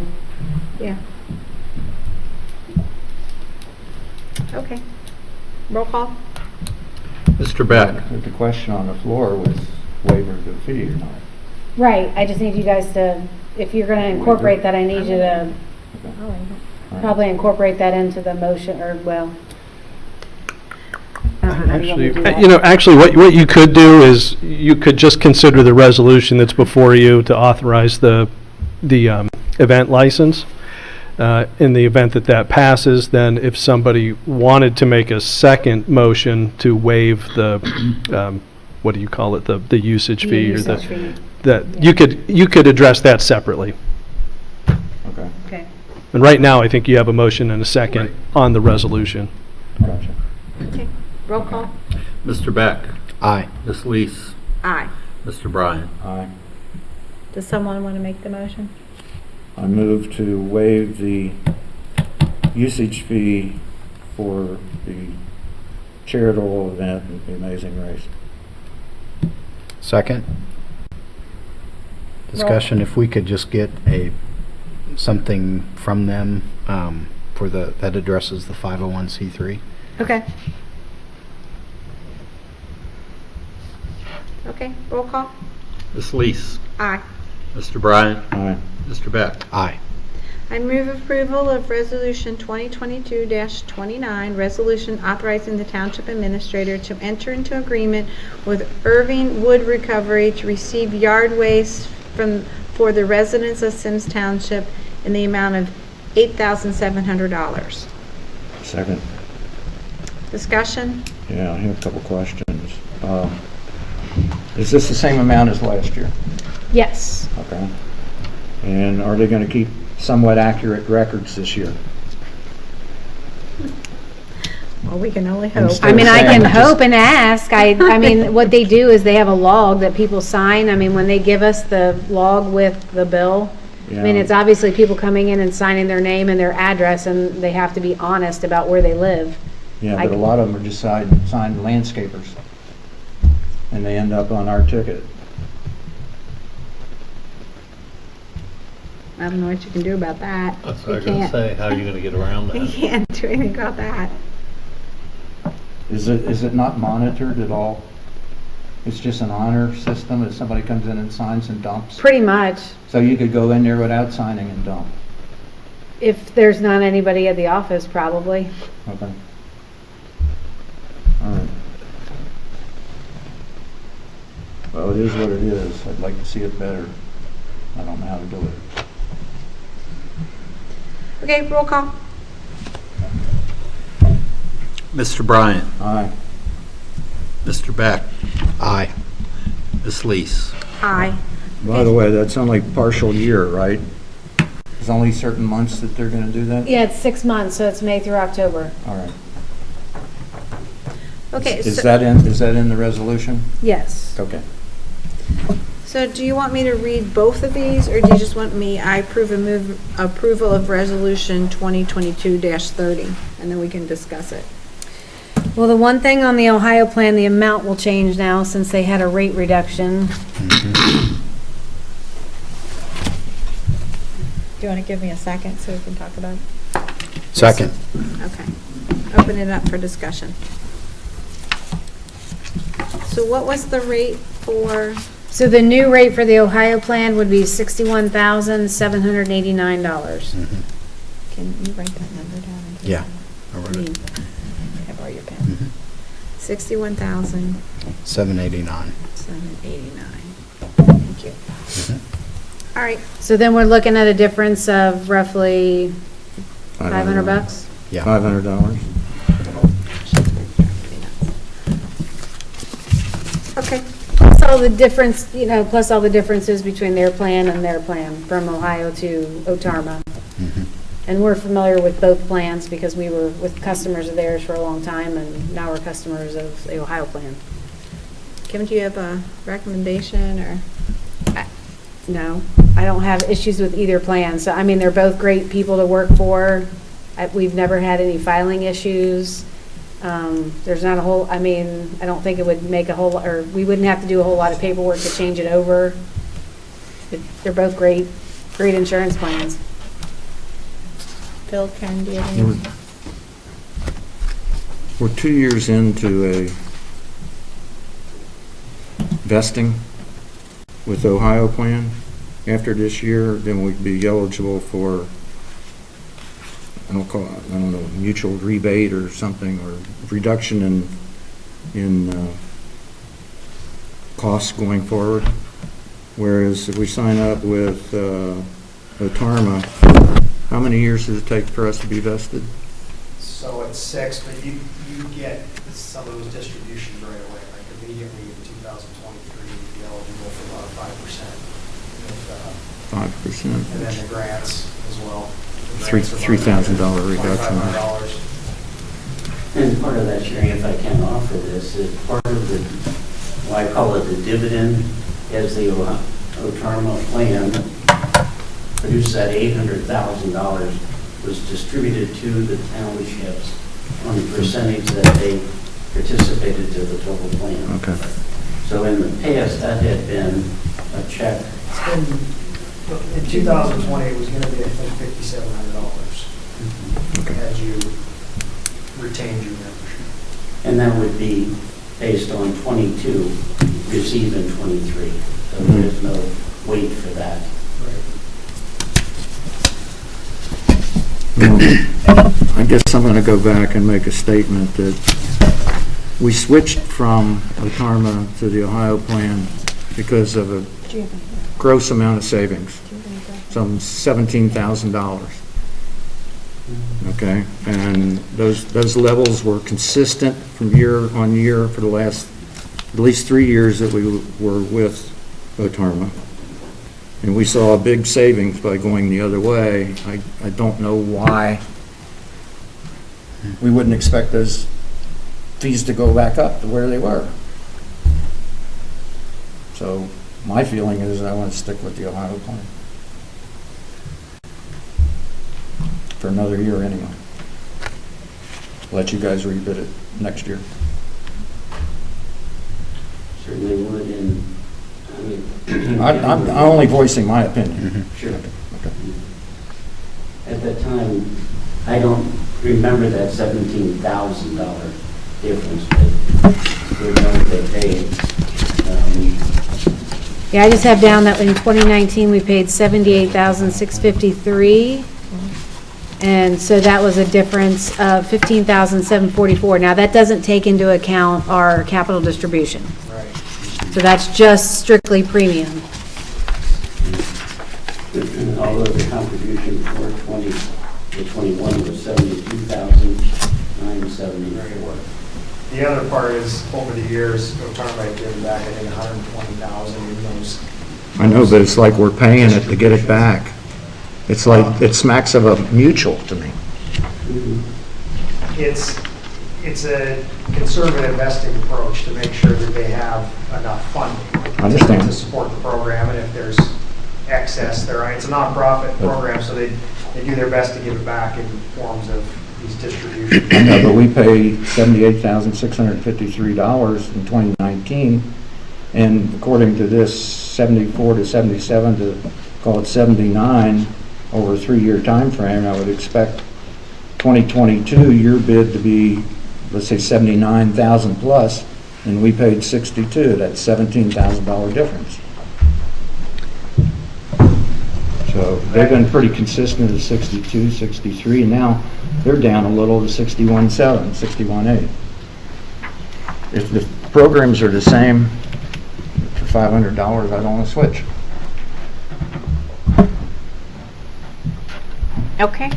Yeah, No, I'm not trying to make the decision. I'm just pointing out my view. I'm turning it over to Phil. Okay.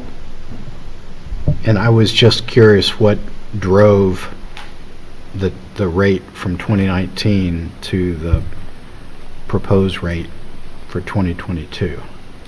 What drove that? Yeah, so I mean, Massive it's drop. obviously a competitive marketplace, and when you're a long-term member, you come in at a rate, right? So Otarma's not gonna get on a roller coaster. They're doing their best not to get on a roller coaster, so your rate was relatively the same all the way up, even from day one. Now, 2 years later, Otarma's in a better position to be able to offer, just with the growth of the program, new rate, and aggressive pricing to continue to grow the membership, and you're a great risk.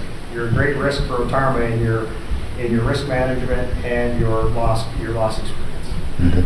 And so the program is willing to offer that at more aggressive pricing because of those things. Mm-hmm. It is looked to be a long-term relationship, which naturally we had before, which was interrupted in 20. So the commitment of Otarma and the commitment of us as the agent representing them is to your interest, and we've seen that, so.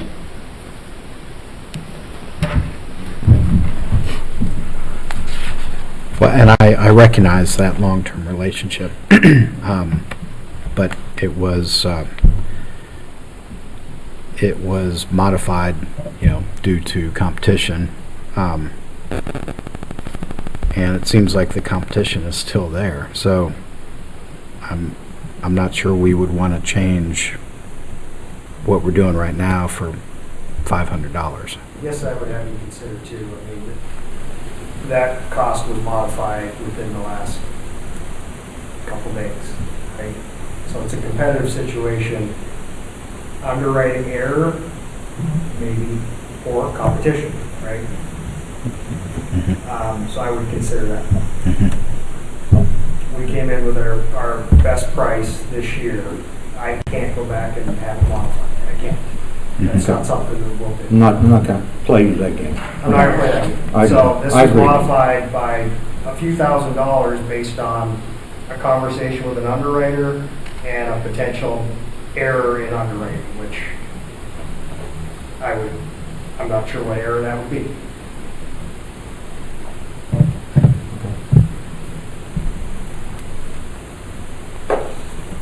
So what would the plan be in a year from now? I mean, you said we might be Well, I don't know why we don't bidding bid this. it every year.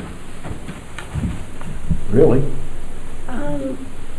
I think I can't remember why we didn't last year. We tried, and then I couldn't get the loss run report or something in time, and then I ran out of time. Yeah. And then this year they hit me early enough so that I could get on it. I think it's good business sense to look at it every year. Yeah. Okay, and if there's a step change like there was a couple years ago, we went with the step change. I'm looking for a step change. To change again. Well, consider that distribution, and so there's $2,500 in distribution coming back this year to those grants. So that would take it down. Not everybody gets the grant. You do. Everybody can get the grant. It's a reimbursement for expenses that you incur. You're talking about more plus the police thing? Yeah, so it'd be $2,500, and then in 2023 you get that whatever the board approved distribution is. So at your first renewal is when you get that distribution. Okay.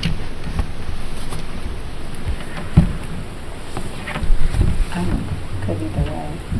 I'm flexible on this. Well, I'm pretty much good either way too, but I don't want to just change to change. It's got to be some real incentive there. I don't see $500 as being the incentive. Okay, so you made your decision, Well, Phil?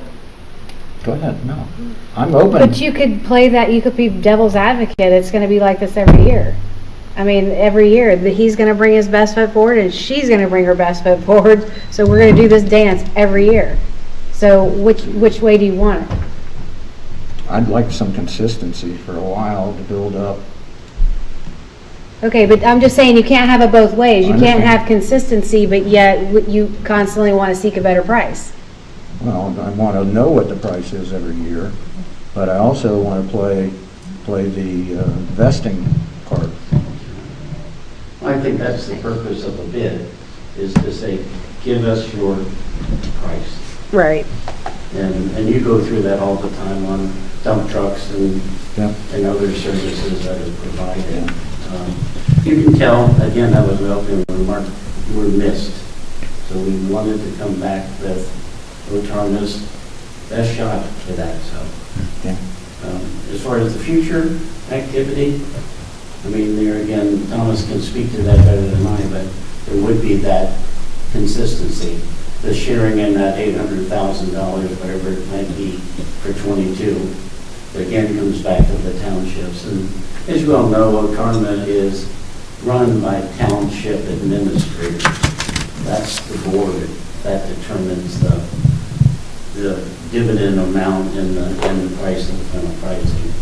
One thing I did mention too is in the industry in general, rates are really skyrocketing, especially on property and some of the other cyber, some of the other casualty lines. Rates are skyrocketing. So the Ohio Plan representative made a point that they were taking rate this year, and they were able to basically have a conversation with the underwriter and say, well, let's not pass that rate on this year, right? Otarma is not taking rate this year. Some of the other pools are, because of that pooling mechanism that allows it to absorb, because it's not relying on the market, the reinsurance market and things like that. So Otarma has the funding to establish the rate and doesn't have to kind of fall victim to the fluctuations in the market. Was I clear on that? Kind of, sort of. Yeah. So, I mean, I understand the philosophy. There's no rate increase this year for the program. There's really not been a program-wide rate increase. Are you saying that the cost that you're quoting for 2022 would have been very similar to the quote you would have given us for 2021? Yes. Why not? Yes, so if you remember They're gonna in give us a cheaper rate. 21, there was no property rate increase. Now, there's price increase because of increased values, but no rate increase. Does that make sense? So let's say you look at property, you have 4% inflation in the value of the buildings. That's not rate. Whereas she was saying there's a rate increase for the Ohio. The exposure increased with increased values, but the rate for that property value did not change. So ours would not, yes. Yeah. So Otarma's not taking the rate increase.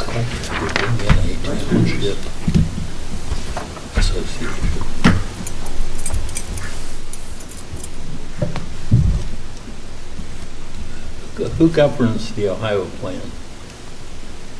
It's the same, it's other township administrators and people from, but it's a mixed pool. It's not where Otarma is only townships.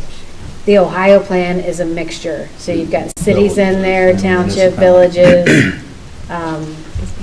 park districts, libraries. So it's a very, it's a mixed bag.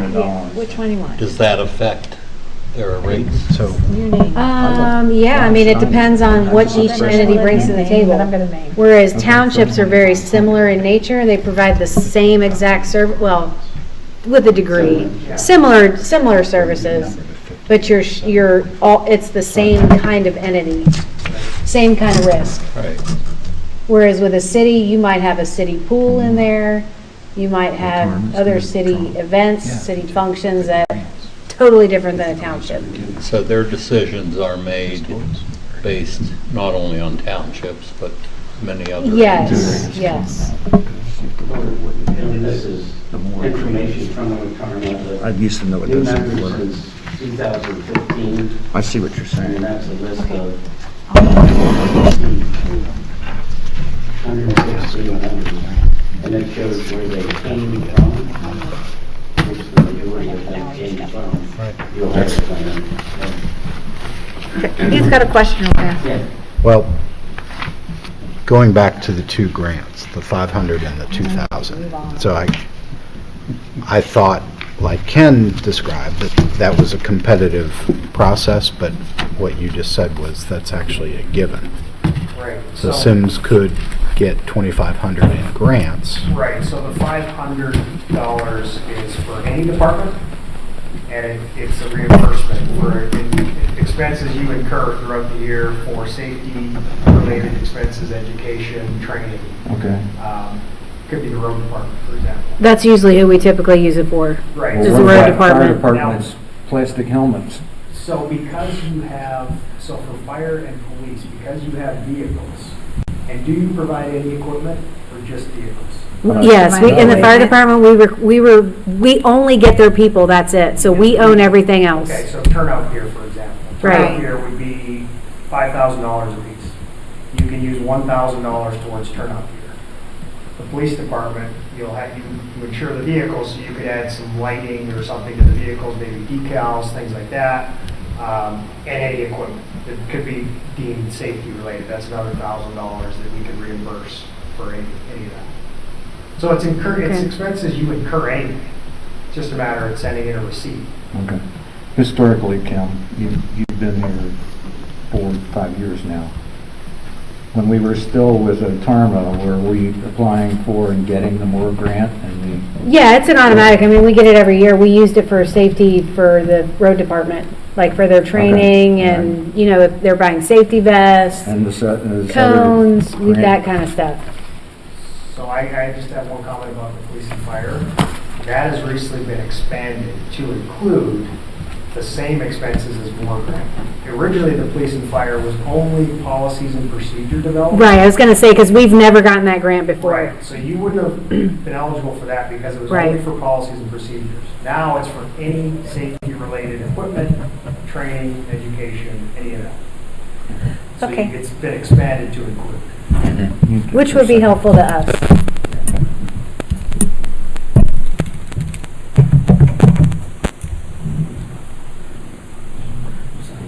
I guess I'm not included. Not included in their discussion over there. I'll go with that. Okay, I'm there. I'm backing you. All right. All right, I'll go with Otarma. I'll go with Otarma. Okay. There we go. And why don't we read the one and say no, and read the other one and say yes? Do we need to do that?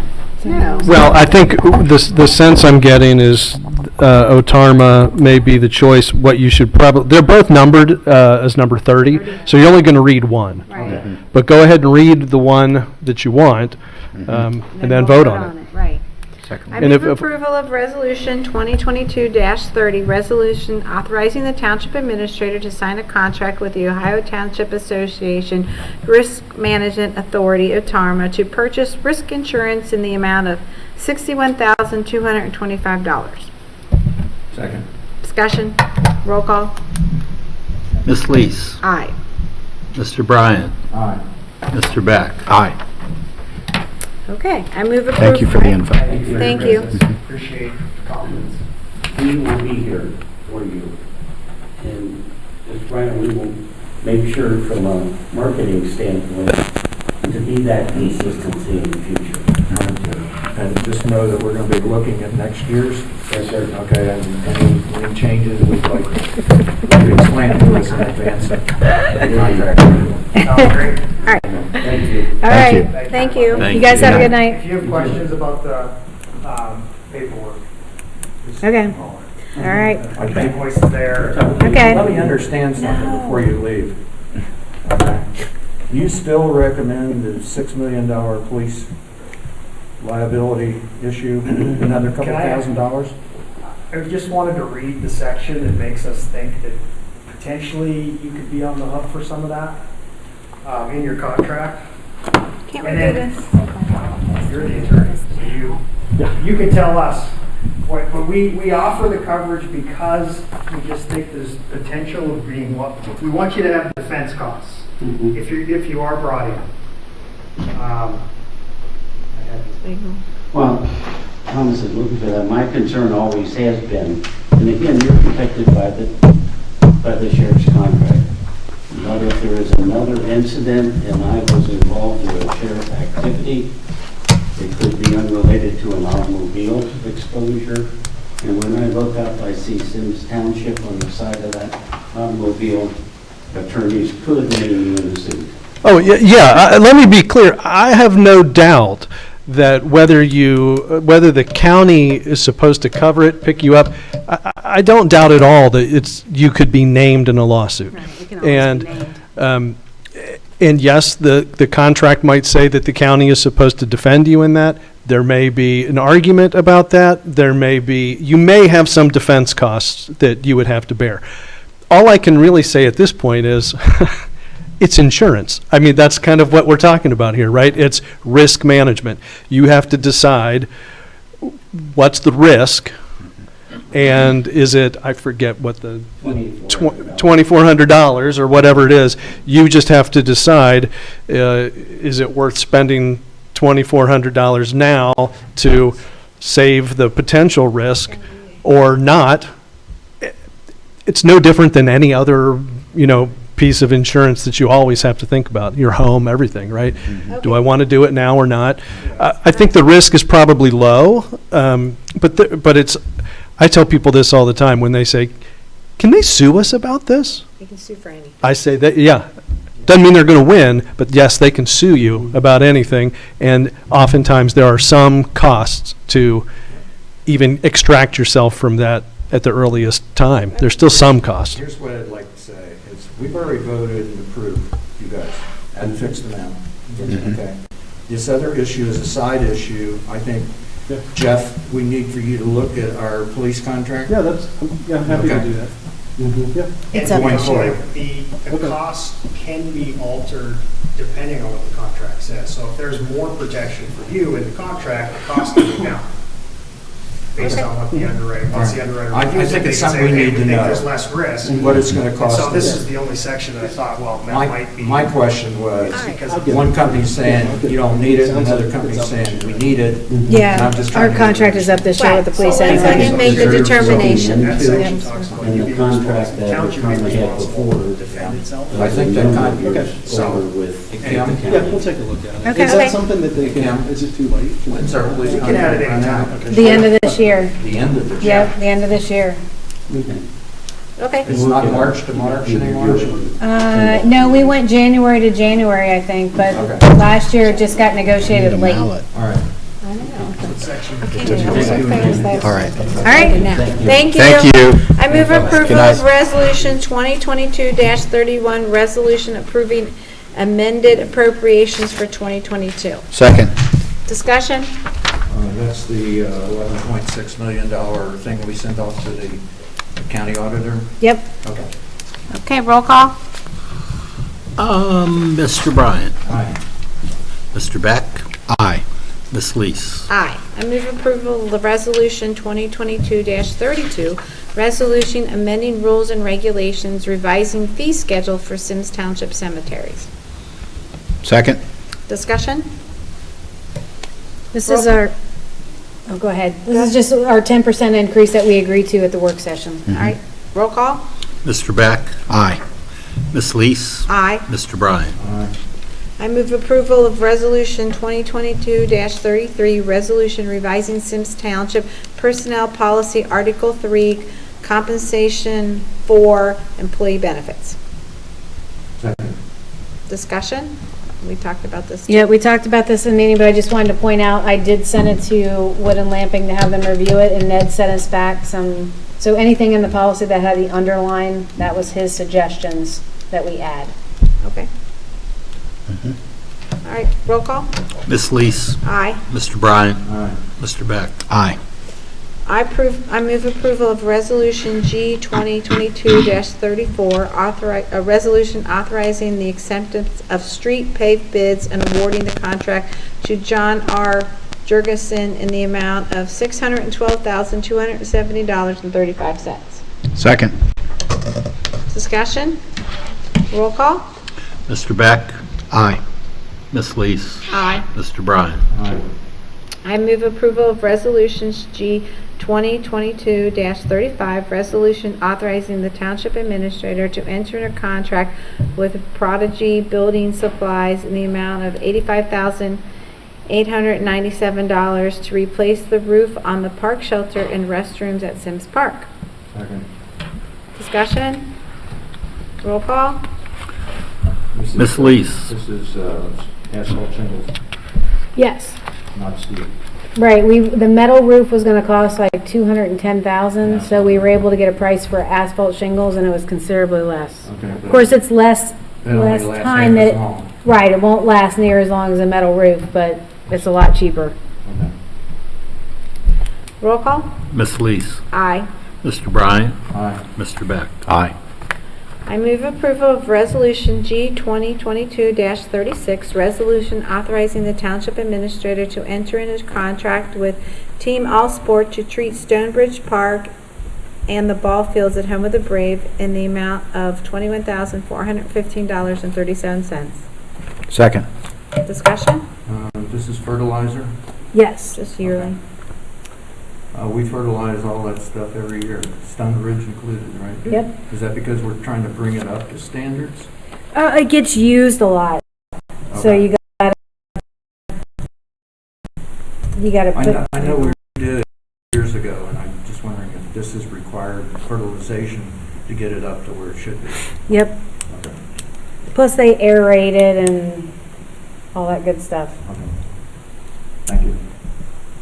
Roll call? Mr. Bryant. Aye. Mr. Beck. Aye. Ms. Lees. Aye. I move approval of Resolution G 2022-37, resolution approving a promotion from laborer to service worker 1, adjustment for Jeffrey Wagle for fiscal year 2022. Second. Roll call? Mr. Do I need discussion? Congratulations. Roll call? Mr. Beck. Aye. Ms. Lees. Aye. Mr. Bryant. Aye. I move approval of Resolution G 2022-38, resolution amending the bylaws for the Finance Committee. Second. Discussion? Roll call? Ms. Lees. Aye. Mr. Bryant. Aye. Mr. Beck. Aye. I move approval of Resolution 2022-39, resolution authorizing the acceptance of curb repair / replacement bids and awarding the contract to Adleta Construction in the amount of $538,150. Second. Discussion? Roll call? Mr. Bryant. Aye. Mr. Beck. Aye. Ms. Lees. Aye. I move approval of Resolution G 2022-40, resolution approving the expenditure in the amount not to exceed $13,000 for his newsletter expenses and dispersing with the second reading. Second. Discussion? Roll call? Mr. Beck. Aye. Ms. Lees. Aye. Mr. Bryant. Aye. I move approval of the following expenditures and the authorization for the Township Administrator to sign any necessary contracts, agreements, or paperworks. Expenditures. A, amount not to exceed $10,000 for Stills and Son to remove honeysuckle in Mead and Heartland. Second. Discussion? Did Roll anybody call? go to me today? Not today. Okay. Does it look different? Oh yeah, way different. I'm sure it will. Yeah, good. If you clean all that stuff We out. needed to get rid of it, yeah. Yep. Are we planning on budgeting like that amount every year? I would like to. Okay. Yeah, we Is do that need to have a something we can put into honeysuckle your- removal program. That's something we can put into your thinking cap going forward. Okay, Sorry. roll call? Roll call. Ms. Lees. Aye. Mr. Bryant. Aye. Mr. Beck. Aye. There is no executive session, so I move to adjourn. Roll call? I'm sorry, I didn't hear that. Mr. Bryant. Aye. Mr. Beck. Aye. Ms. Lees. Aye. Have a good night, Thank everyone. you.